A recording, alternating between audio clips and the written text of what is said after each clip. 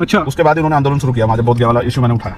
जी ठीक है, और वो आंदोलन भी जो है ना, वो देखना, वो इंटरनेशनल आंदोलन होगा वो, क्योंकि वो एक बहुत बड़ी डिमांड है जो लंबे समय चली आ रही है, और मुझे लगता है सरकार को सुननी चाहिए उस मामले भाई 1891 में जो धर्मपाल अनारिका थे, हाँ उन्होंने ये मुद्दा उठाया था सबसे पहले। हाँ। और उसके बाद जो है वहाँ पर एक टीम भी गठित हो गई थी, लेकिन उसमें समस्या यही थी कि 4 हिंदू और 4 बुद्धिस्ट को जोड़ दिया गया था, और जिला अध्यक्ष, जिला देखो, कलेक्टर जो है उसका अध्यक्ष ये रहेगा। कहूँगा कि पूरे भारत में बहुत कम ऐसी जो है प्राकृतिक धरोहर है हमारे पास, जी। जो बुद्ध मत के लोग हैं, बुद्धिस्ट जो हैं, जिनसे उनका विचार और आस्था जुड़ी हुई है, विश्वास जुड़ा हुआ।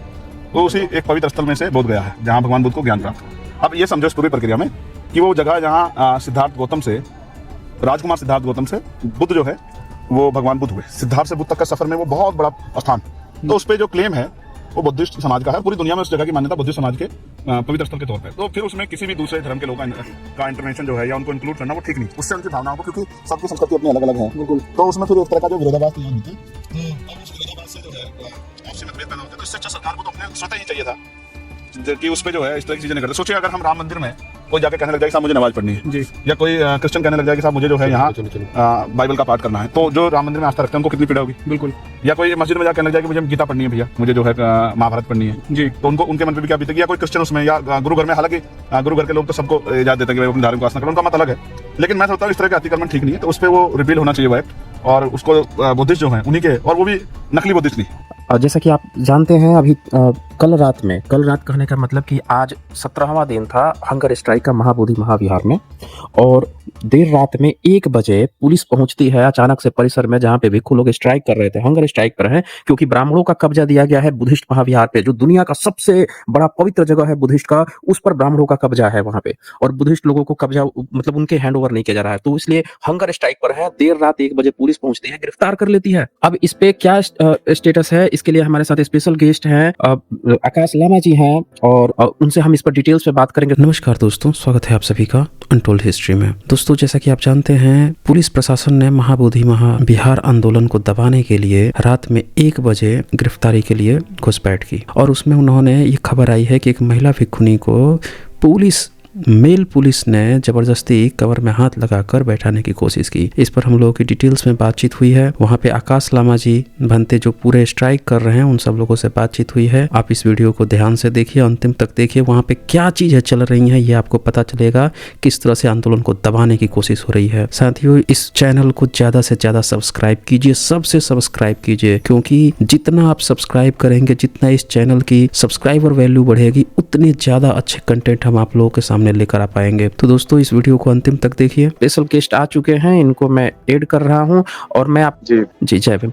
अब मेरा ये सवाल है कि अभी तक जो हंगर स्ट्राइक चल रहा था, बिल्कुल शांतिपूर्ण ढंग से चल रहा था, अचानक से ये जो घटना आई है कि पुलिस पहुंच जाती है, और ये कहा जा रहा है कि भंते जी लोग गायब हैं। ऐसा एक भंते जी का मैंने स्टेटमेंट सुना कि जो वो लोगों को ले गई हैं वो लोग गायब हैं। इस पर मैं आपसे जानना चाहता हूँ जी, क्या है ये जी। कल सर्वप्रथम ये डीएम ने, आप यहाँ बैठे, ने एक खबर भेजी थी कि गृह सचिव के साथ मीटिंग है पटना में। तो हम लोग दिन सुबह चले गए थे पटना। वहाँ गृह सचिव अनिमेष पांडे जी से मुलाकात हुई। वहाँ पर जो एसडीओ जायसवाल जी थे, जो गया के एसडीओ है, तो हमने एक ही मुद्दा रखा कि बीटी एक्ट 1949 को पूरी तरह से निरस्त किया जाए, और बौद्धों की तीर्थ बौद्ध ही कमेटी में रहे, अन्य धर्म की।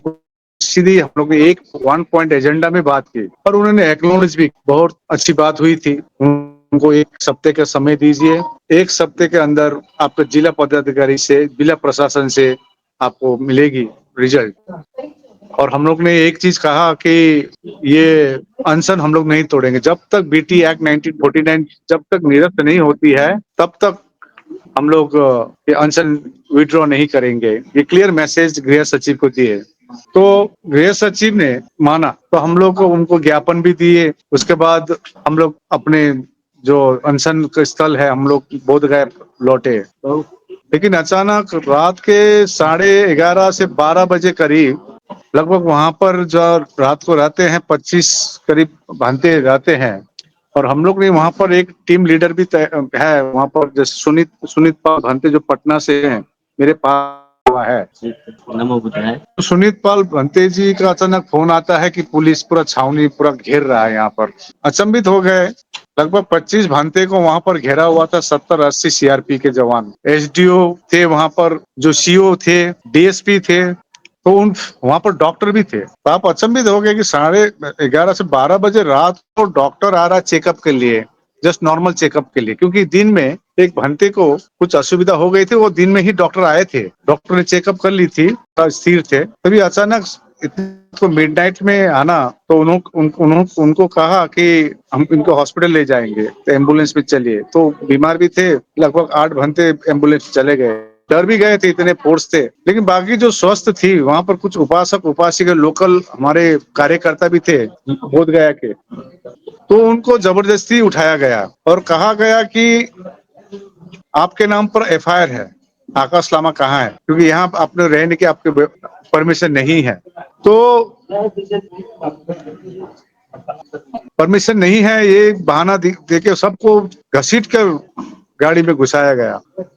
और इवन वो लेडीज पुलिस, हमारी एक भिखुनी है संगम, उनको तो लेडीज पुलिस तान नहीं सका, लेकिन वो जेंट्स एक पुलिस ने कमर में हाथ रखकर जबरदस्ती एम्बुलेंस में घुसाया। तो बहुत ही यहाँ पर बनते, अभी सुनीत पाल जी इसके बारे में विवरण देंगे जी। तो रात भर कोई सो नहीं पाए, इधर उधर फोन करने लगे, कह रहा है कि कुछ भांते मिसिंग हैं, तो अंततः भांते की पता चली मेरे को रात को 2 बजे 2:30 बजे करीब पता चले ये यहाँ है, और सभी को मेडिकल कॉलेज में छोड़ दिया गया। वहां पर ना एडमिशन हुआ, ना कुछ वहां पर ट्रीटमेंट हुई, ना कुछ हुआ, और पुलिस के वैन बाहर थे, और कुछ इतनी मच्छर थी, ठंडी थी, वहां पर रख दिया गया भिक्षुओं को, जो शांति के दूत होते हैं, उनको रख दिया गया। यानी कि तो हम लोग ने आप लोग फिर दिन सुबह में से वहां पर प्रेस जी कॉन्फ्रेंस जी, यानी कि दिन में जी मीटिंग के जी लिए पहले प्रशासन बुलाता है, बातचीत होती है और फिर रात में पुलिस पहुँचती है, जबरन उठाकर ले जाती है। महिला भिक्षुनी को कमर में हाथ लगाकर उठा के ले जाया गया और ये कह के कि इलाज होगा, और इलाज भी नहीं किया जाता, एडमिशन भी नहीं कराया जाता, ले जाकर वहाँ छोड़ दिया जाता है। तो एक बात और जी, यहाँ और पे आ रही वहां है के कि जितने पोस्टर है सब पोस्टर निकाल दिया गया था, पोस्टर जितनी थी, जितनी अच्छा, ये वहां सारे पर पोस्टर जो हटा दिए गए। मतलब सब सामान एक साइड कर दिया था, अभी तक आया नहीं है। तो एक की मोबाइल हमारी साउथ इंडिया से एक उपासक यहाँ पर है साउथ इंडिया से, हेलो, तेलंगाना से आया हुआ है, इनका मोबाइल महाराष्ट्र के हैं, तो इनका मोबाइल छीन लिया गया था, उन्होंने कुछ वीडियो बना रहे थे, ओके। उनका मोबाइल भी अभी तक नहीं मिला है। हालांकि मैं आज पुलिस का जो इंचार्ज उनसे बात किया कि उनको थाना में रखा गया है मोबाइल। तो आज दिन भर बहुत हेक्टिक रहा, आज एक जगह सेटल करने के लिए ये विशुद्धानंद भंते का यहाँ हम लोग सभी भंते को रखे हैं। तो आज हम लोग ने वहीं पर ही मेडिकल कॉलेज में ही हम लोग ने धरने में 17 दिन का अनशन वहीं किया। इसी बीच में हमारे बीच में करुणाशील राहुल भंते जी भी आप पहुंचे, सुमित रतन भंते जी लखनऊ से आप पहुंचे, अभी सभी आ रहे हैं अभी। तो आज ये प्रशासन को मालूम चल गई है, ये कोई एक छोटा सा इशू नहीं रहा, ये पूरा विश्व विख्यात हो गए हैं। तो आज दिन भर में हम लोग रिक्वेस्ट की बोध गया एक अच्छी जगह दे, हालांकि 16 दिन हम जिस जगह में थे वो काफी क्लोज थी महाबोधि महाविहार के सामने। तो हम लोग ने 4 जगह चिन्हित की, 4 जगह एक जगह फाइनल हुई है जो कि एकदम थोड़ा 1-2 किलोमीटर दूर है, 2 मुहान मगध यूनिवर्सिटी के पास बड़ा ग्राउंड है, वहां पर स्वीकृति मिली है, और वहां पर कुछ लाइट ओके। व्यवस्था भी नहीं है। हालांकि हम लोग ने कहा है प्रशासन को लाइट के, पानी के, टॉयलेट के व्यवस्था, तो मानी है कि कल सुबह आकर वहां पर साफ अभी रेस्ट के लिए जो भाई वहां पर रहते हैं उनको यहाँ पर लेके आए हैं, विशुद्धानंद भंते के यहाँ पर। से अनुरोध करते हैं कि अनशन जारी है, आज अनशन में बैठे भिक्षुगण, और यहाँ पर कल से ये 2 मुहान बोध गया में जो मगध यूनिवर्सिटी के पास में है, वहां पर हम लोग धरने में बैठेंगे सुबह 10 बजे से। देखते हैं, प्रशासन बोले हैं वहाँ साफ सुफ करा देंगे। कितनी सीरियस है, कितना दूर है वो सब जगह? हमने कहा था। वो कितनी दूर है लगभग बोध गया वहाँ महाविहार से? मेन टेम्पल से लगभग आपका 1.5-2 2-3 किलोमीटर है, 2-3 किलोमीटर इतनी है। दूर रख दी तो है। जो भी साथी सुन रहे हैं, वो साथी इस बात से आप अवगत हो जाएँ कि आगे से 2-3 किलोमीटर दूर पर धरना प्रदर्शन होगा। ये लंबा चलने वाला है और हर जगह पे प्रदर्शन हो रहे हैं, हर जगह से सपोर्ट आ रहे हैं। अब हर पूरे भारत से लोग जो हैं लगातार अपने-अपने जगहों पे प्रदर्शन कर रहे हैं, ज्ञापन सौंप रहे हैं। बहुत बड़ी खबर आ रही है, लोगों में जागरूकता इस बात को लेकर आ रही है।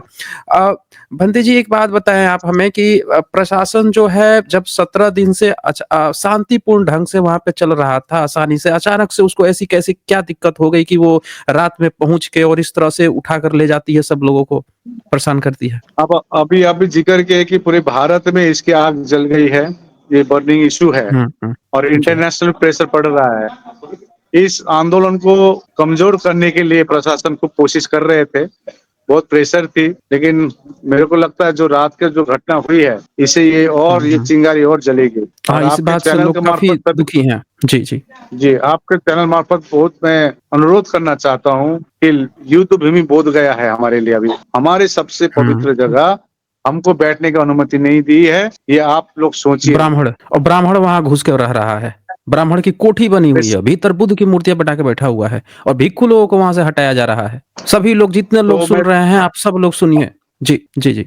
सभी से अनुरोध करना चाहता हूँ, रणभूमि बोध गया है। जब लड़ाई पाकिस्तान में बॉर्डर में होती है तो लड़ाई में करना जरूरी है, एक प्रेशर बनता है। आप सभी से अनुरोध करता हूँ कि आप लोग बोध गया पहुंचे। यदि शारीरिक रूप से यदि सक्षम नहीं है तो 10 लोगों को भेजिए। यहाँ पर आपकी उपस्थिति बहुत बड़ा हमारे लिए ताकत बनेगी। हम शांति में विश्वास करते हैं कि हम मानते हैं जहाँ शांति है वहीं जस्टिस है और जहाँ जस्टिस है वहीं शांति है। लेकिन माहौल को अशांत करने का कोशिश किया गया, तब भी हम लोग शांति से कल हम 2 मुहिम जिस जगह में अनुमति दी है हम लोग वहाँ बैठेंगे। तो मैं सभी से अनुरोध करता हूँ, ये 100-200 से नहीं होगा, वहाँ पर 1000 की संख्या में हमको आना पड़ेगा। अपनी उपस्थिति 1 घंटा 5 घंटे जितने भी आप 1 दिन 2 दिन पूरे भारत से अपील कर रहा हूँ, अपने संस्थाओं से सभी आए, बड़े-बड़े भंते रिम्पोर्चे सभी आए यहाँ पर और लोगों को भेजे। दूसरी बात, आज डीएम से बात हो रही थी। डीएम कह रहे थे कि इस आंदोलन में कोई ताकत नहीं है क्योंकि सब भिखू यहाँ पर नहीं है।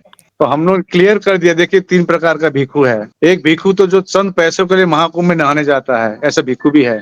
चंद पद के लिए अपने ईमान भूल जाते हैं। एक भिखू ऐसा भी है, हम लोग के 16 दिन में देखे, एक जगह में भिखू लोग बैठा हुआ है, भंते लोग बैठा हुआ है, भूख हड़ताल कर रहे हैं, अनशन कर रहे हैं, जस्ट अपने आंख के सामने खाना खा रहे हैं, लाइन पर लगाकर खाना खा रहे हैं। लेकिन जो भिखू यहाँ बैठे हैं 25 भिखू, मैंने एक पोस्टर भी बनाया है, इतिहास में सुनहरे अक्षर में लिखी जाएगी। तो ये जो त्याग है, ये महाबोधि महाविहार जो हमारी सबसे पवित्र जगह है, बीटी एक्ट को पूरी तरह से निरस्त किया जाए सरकार, और तब तक हम लोग अनशन नहीं तोड़ेंगे। मैंने तो एक बार स्टेटमेंट भी दिया है, अयोध्या से हाथ चला गया, लेकिन महाबोधि महाविहार से यदि करना चाहिए, हम अपना सर कटाने के लिए भी तैयार हैं। मतलब तो ये डीएम जो है वो डीएम ये कह रहे हैं कि कोई एक फरियादी मेरे पास आएगा तो हम उसकी फरियाद नहीं सुनेंगे जब तक कि पूरा भीड़ हमारे यहाँ चढ़ के ना बैठ के और मुंहजोरी ना करने लगे, तब तक वो सुनेंगे नहीं। अन्याय का मतलब है पूरी भीड़ है। प्रेस कॉन्फ्रेंस जी। आज मैं प्रेस कॉन्फ्रेंस में ये भी बताया हूँ, सभी संस्था जितने भी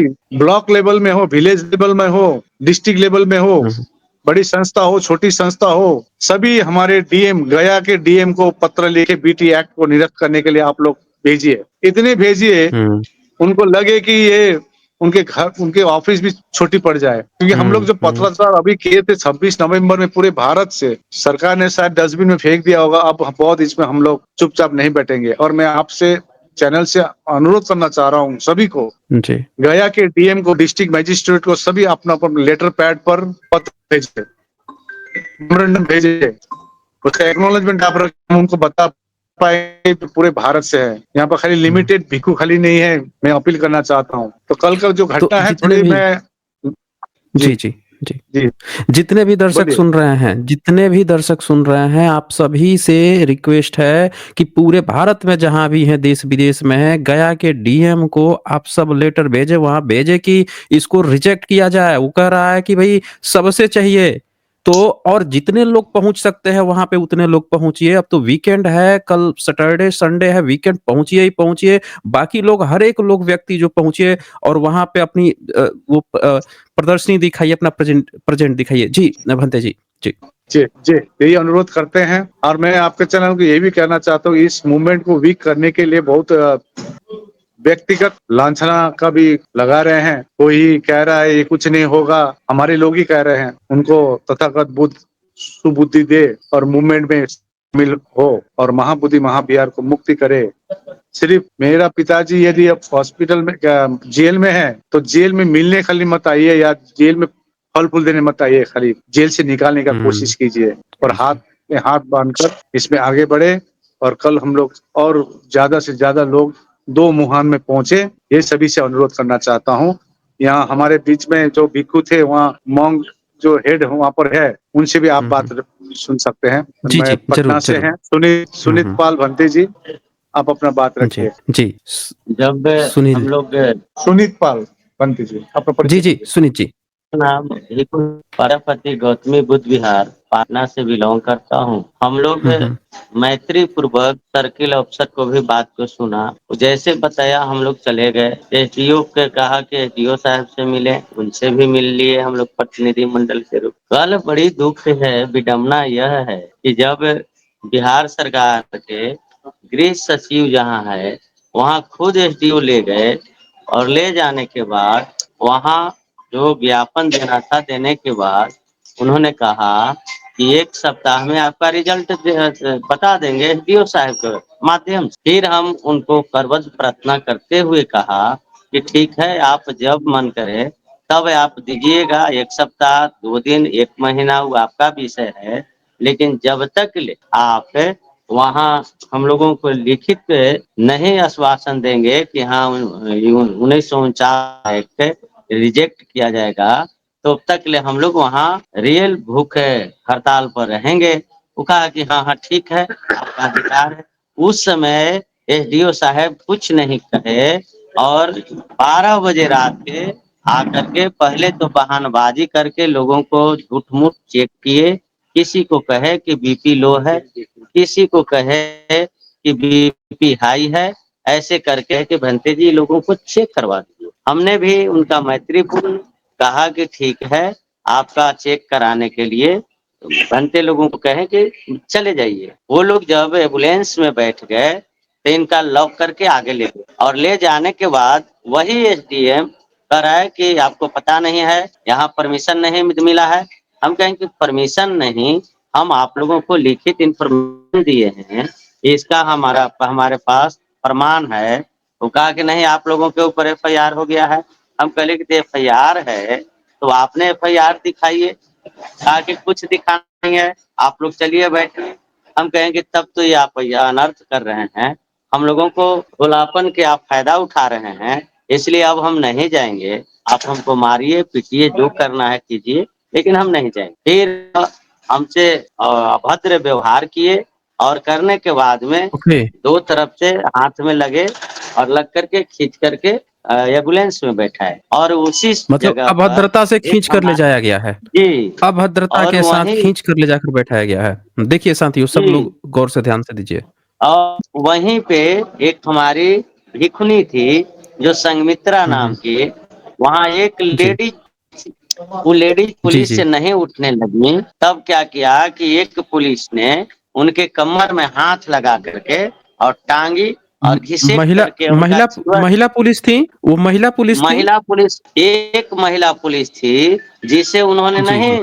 उठ पाई, तो हुँ, उसके हुँ। बदले में फिर जेंट्स पुलिस ने उनके कमर में हुँ, हाथ हुँ। लगा करके और घिसेट ये करके, जबकि उनका तो सरेआम इल्लीगल है। चीवर भी ये तो सरेआम जी इल्लीगल है। सभी लोग साथियों सुन लीजिए कि जो पुरुष पुलिस है, वो महिला पुरुष को तो छू ही नहीं सकता है और 6 बजे शाम के बाद से तो कतई नहीं। और ये रात में 1 बजे देखिए इस तरह की घटना आई है, सब लोग हाँ इस चीज़ का संज्ञान लीजिए। जी। हाँ। इसके बाद में जब इस बात को कहे तो सब लोगों को नाम लिख लिख करके और फिर हुँ, हुँ। ले जा करके हम लोगों को, आपको यहाँ अनुग्रह नारायण जो मेडिकल कॉलेज है वहाँ ऐसी बरंडे जी। में छोड़ दिया। कोई डॉक्टर, कोई कंपाउंडर, कोई एएनएम नहीं आए। हम लोग रात भर हुँ, वैसी रहे। आकाश लामा जी जो ऑल इंडिया बुद्धिस्ट फोरम के जनरल सेक्रेटरी हैं, इनको हमने हुँ, फोन हुँ। किया। इन्होंने कहा कि ठीक है बंते जी, हम इसका देखते हैं। ये लोग जब सुबह पहुंचे तो 10 बजे तक कोई नहीं पहुंच। 10 बजे के बाद वह हॉस्पिटल के उन्होंने जी। आके कहा कि हमने क्या गलती किया है, हमने क्या गलती किया है जो हमारे पास आप हड़ताल में है। हम कहे कि आपके पास हम नहीं हैं, आपका जो एसडीओ है वह हम लोगों को बीमारी के नाम पर ला करके यहाँ छोड़ दिया। आए आपके ना एनएम ना आपका कोई डॉक्टर ना कोई कंपाउंडर हम लोग किया। और अभी आप 11 बजे आके कह रहे हैं कि आपका जो दिक्कत है हम लोगों को कहिए, चलिए कुछ लोग आप चेक करा लीजिए। तो फिर आप मीठी बोल करके हो सकता है कि उसी तरह हम लोगों को करेंगे जैसे कि बिहार सरकार के गृह सचिव के सामने खुद भी हम लोगों के साथ में बल का प्रयोग करके 12 बजे रात के अभद्र वार्तालाप करके मैंने जैसे तैसे क्या हम गाली बताएं, गलौज भी बहुत दिया था? भंते जी, क्या इन पुलिस ने गाली गलौज भी किया था? खैर गाली गलौज नहीं, लेकिन तुम तड़ाके किया, घींचा फिरी किया, तू तड़ाके, बलपूर्वक अभद्र भाषा का प्रयोग किया था। इस वीडियो को अंतिम तक देखने के लिए बहुत बहुत धन्यवाद। जल्द ही मिलते हैं एक नए वीडियो के साथ। बहुत बहुत शुक्रिया आप सभी का।